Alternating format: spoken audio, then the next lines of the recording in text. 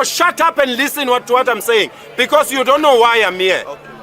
These South Africans tell foreigners from other African countries to leave. Because I can't take that nonsense. No, I don't know what I'm going to do. I'm scared too much. In town halls across parts of South Africa, migrants are hiding.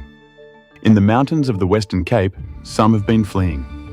They are not fleeing from a war, nor from a foreign army. They are fleeing from neighbours, mobs, rumours, and the fear that they may no longer be safe in the country they came to for work, shelter, or survival. And that is where this story stops being only a South African street crisis. It has become a continental embarrassment. South Africa wanted to lead Africa.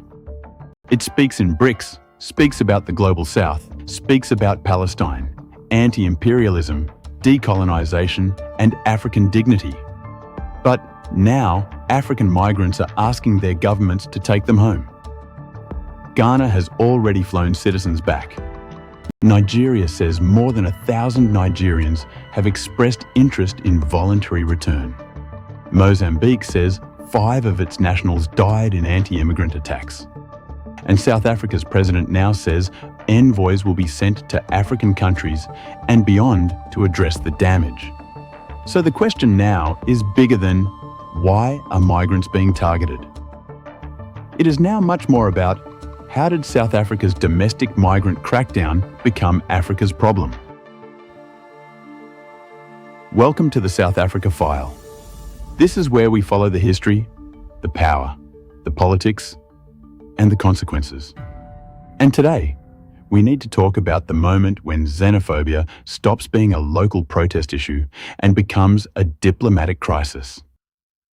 Let me start carefully, because this is not a simple subject. South Africans are angry for real reasons. People are dealing with unemployment, crime, corruption, poor services, weak policing, and a state that often looks absent when ordinary people need it most. It would be dishonest to pretend those frustrations are imaginary. But the problem is what happens when that real anger is redirected toward migrants. Because now the consequences are no longer hidden inside one township, one protest, or one viral video. They are crossing borders. When Ghana repatriates citizens, that is a message. When Nigeria begins screening more than 1,000 people who want to leave, that is a message. When Mozambique says its nationals have died in South Africa, that is a message. And the message is painful. African migrants no longer feel fully safe in a country that claims to speak for Africa. Now, some people will say, this is about illegal immigration. Yes, every country has the right to protect its borders. That is true. South Africa has the right to manage immigration. Documentation matters. Borders matter. Crime must be dealt with. Nobody serious is saying the state should ignore illegal activity. But here is the line South Africa must not cross. Immigration enforcement belongs to the state, not mobs.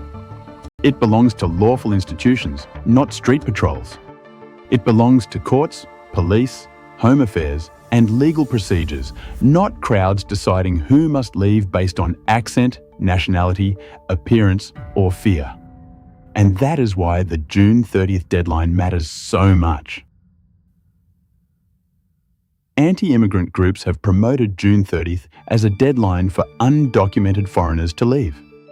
That date has created panic, fear, and confusion among migrant communities. But the South African government did not issue a lawful national order telling foreigners to leave by June 30th. A government-style notice circulated online using official-looking symbols and language, but it was fake. According to fact-checkers, it was likely AI-generated, and police described it as disinformation designed to mislead and cause unnecessary panic. Think about that for a moment. A single fake notice, shared across social media and WhatsApp, can do more to move people than months of official speeches. That is how fragile the peace has become.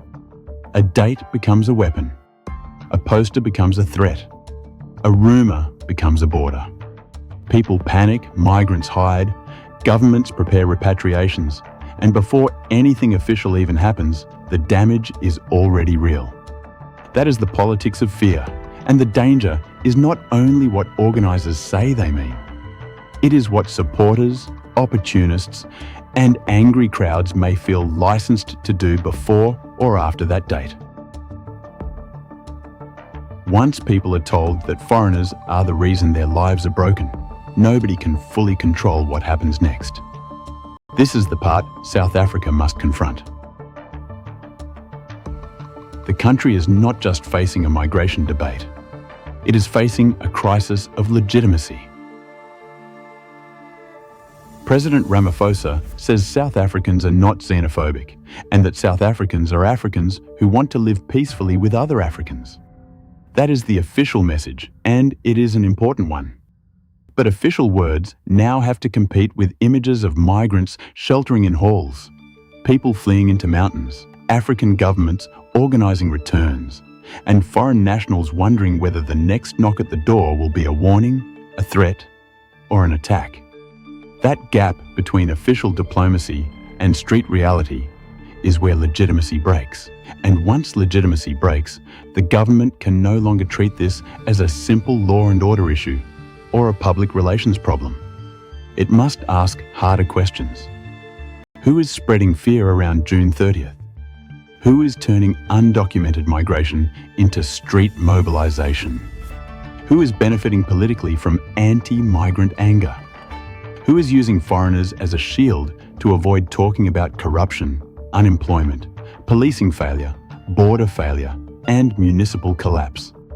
And why is the state not strong enough, trusted enough, or honest enough to manage migration lawfully without leaving space for vigilantes? Because here is the deeper truth. Migrants did not create South Africa's unemployment crisis. They did not collapse municipalities, loot state-owned enterprises, design apartheid geography, or create one of the most unequal societies in the world. Yet they are the ones now carrying the blame. That is the machine we spoke about in the first episode. Real suffering goes in, migrant blame comes out, and the people who should be held accountable escape again. But now, the machine has produced a bigger consequence. It has embarrassed South Africa before Africa. And the embarrassment is not only diplomatic, it is historical. South Africa's liberation struggle was not fought alone. African countries carried South African exiles, supported the anti-apartheid struggle, hosted activists, absorbed pressure, and paid real political costs. That history matters.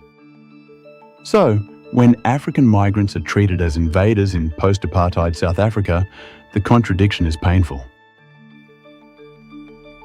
How does South Africa speak of African unity while African migrants fear South African streets? How does Pan-Africanism survive when African people are attacked in African cities? How does a country ask Africa to respect its leadership while African families are calling home and saying, "Get us out"?